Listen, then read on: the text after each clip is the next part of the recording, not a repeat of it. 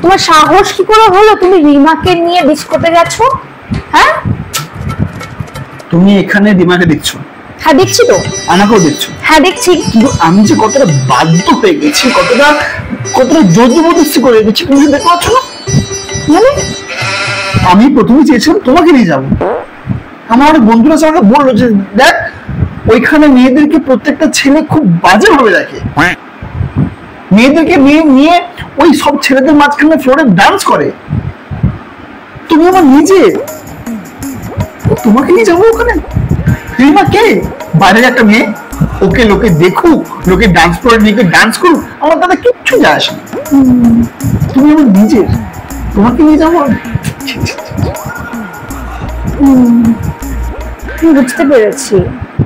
আমাকে একদম সন্দেহ করবে না, আমি কিন্তু কালকে আবার যাবো রিমাকে নিয়ে, ঠিক আছে?